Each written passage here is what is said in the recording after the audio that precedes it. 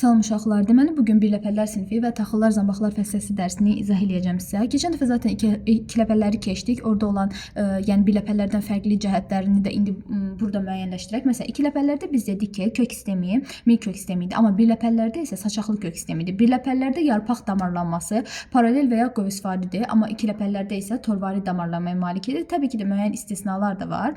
Və belə deyək, bunların birləpərlərin böyüməsi buğum arasının hüceyrələrinin, yəni buğum arasında olan hüceyrələrin bölünməsi nəticəsində baş verir. Amma biz ikiləpərlərdə demişdik ki, gövdənin böyüməsi kombinin enlə böyüməsi hesabına gövdənin də böyüməsi baş verir.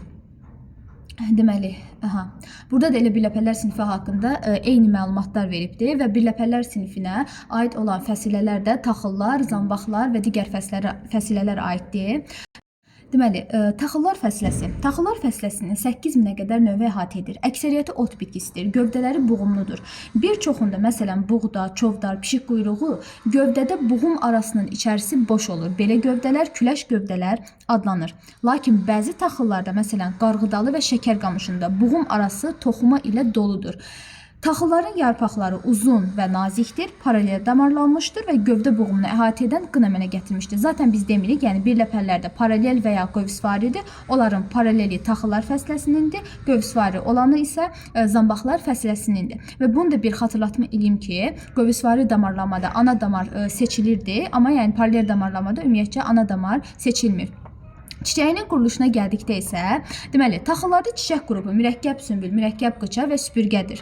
Sümbül sümbülcüklərdən təşkil olunmuşdur və müxtəlif taxıllarda hər sümbülcükdə olan çiçəklərin sayı da müxtəlif olur. Əksər taxıllarda çiçəklər 2 çiçək pulcuğu, 2 bitişik çiçək pərdəsindən, 3 erkəkcik və 1-2 ağızcıqlı çiçəkdən təşkil olunmuşdur. Və artıq birləpərlərin çiçək düsturunu yazanda orada kəsə yarpaq, ləçəklər, yəni bu şəkildə göstərmir. Çünki bunlar sadə çiçək yanlığına malikdir və sadə çiçək yanlığı da Ç hərfi ilə işarə olunur.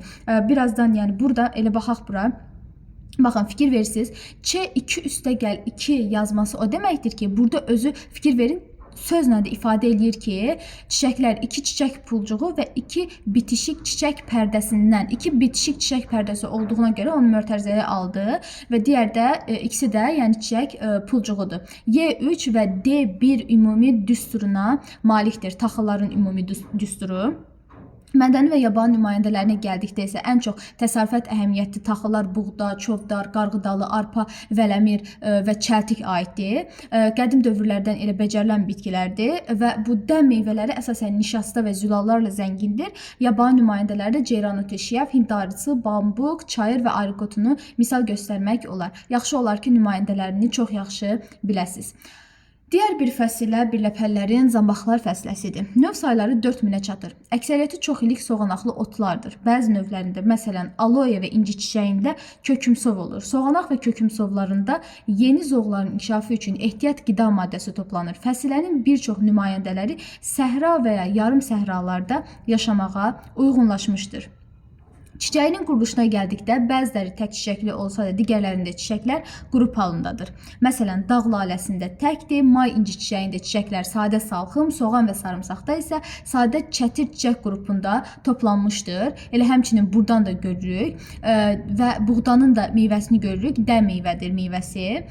Zambaqlar fəsiləsinin də çiçək düsturu Ç6, Y6, D1 şəklindədir. Yəni 6 dənə sadə çiçək yanlığı var, 3 dənə deməli daha doğrusu 6 dənə erkəkciyi var, 1 dənə də dişiciyi mövcuddur. Çiçək yanlığında əlvan rəngli yarpaqcıqları və erkəkcikləri 6 ədəd olmaqla 2 cərgədə düzülüb. Bunlardan 3-ü xaricdə, 3-ü isə daxildə düzülüb. Bu cümləyə fikir verin. 6 ədəddir erkəkciklər, 3-ü xaricdədir, 3-ü daxildədir. Çiçəyin mərkəzində isə iri dişicik olur. 3 ağızcıqlı iri dişicik olur. Mürəkkəb çiçəklər fəsiləsində biz dedik ya, dişicik 2 ağızcıqlı idi. Amma bunlarda isə 3 ağızcıqlı iri dişicik olur. Əksərən həşəratla tozlanır. Əksər nümayəndələrində meyvələr qutucuq, bəzilərində məsələn inci çiçəyində gilə meyvədir. Yəni bunların meyvələri qutucuq və gilə meyvədir. Bir yadımızı salaq görək, başqa hansı fəsilə idi ki, meyvəsi gilə meyvə və ya qutucuq meyvə idi. Badımcan çiçəklərdə də eynən bu şəkildə idi. Burada da görürük. Deməli, mədəni və yabani nümayəndələrinə gəldikdə bir çox zambaqlar mədəni bitkilər kimi yetişdirilir. Bunlara soğan, sarımsaq aiddir. Bəziləri, məsələn, dağ laləsi də dekorativ bitki kimi becərilir. Zambaq kimilər arasında qarğa gözü, may inci çiçəyi kimi zəhərli nümayəndələrinə də rast gəlinir və bunlardan da dərman kimi istifadə edilir. Burada bir dənə qarğa gözü haqqında biraz istinad təşkil edən nüanslar vardır ki, məsələn, qarğa gözündə kök elə qarğa gözü özü belə deyək də birləpəlidir də. Deməli kök sistemi saçaqlıdır, amma damarlanması normalda paralel belə deyək də qövsvari və ya paralel olması lazım olan halda torvari damarlanmadır. Yəni istisnalıq təşkil edir. Torvari damarlanmaya malikdir. Və dediyimiz kimi də qövsvari damarlamada da ana damar seçilir. Burada mütləq tapşırıqlara da baxarsınız. Digər hissədə deməli dərman bitkiləridir. Onların müalicəvi xüsusiyyətləri, onlardan istifadə qaydası. Burada elə də yəni bir izah olunası məqam yoxdur. Ona görə də yəni özünüz çalışın ki, əzbərləyəsiniz və ya müəyyən vasitələrdən istifadə eləyərək yadda saxlamağa çalışasınız. Ümumiyyətlə dərman bitkiləri belə deyək ki, xalq təbabəti, tibbi və baytarlıq praktikasında müalicəvi və profilaktik məqsədlə istifadə olunan geniş bitki qrupudur. Hər hansı bir orqan və ya hissənin xam mal kimi istifadə olunur. Müalicəvi xüsusiyyətləri nəzərə alıb onlardan müxtəlif xəstəliklər zamanı istifadə edirlər. Məsələn, dərman valeriyandır, pişik otudur. Şökünsovundan hazırlanan cövhərindən ürək fəaliyyətinin tənzimlənməsinə və sakit. Hər halda, yəni ümumiyyətlə belə yadda saxlayın ki, bu valeriyanı demək olar əksəriyyətiniz bilirsiniz də. Valeriyan bəzən ürəyi sakitləşdirmək üçün valeriyan udurlar. Həmin elə dərman valeriyanı və ya digər adı pişik otu da ondan hazırlanır.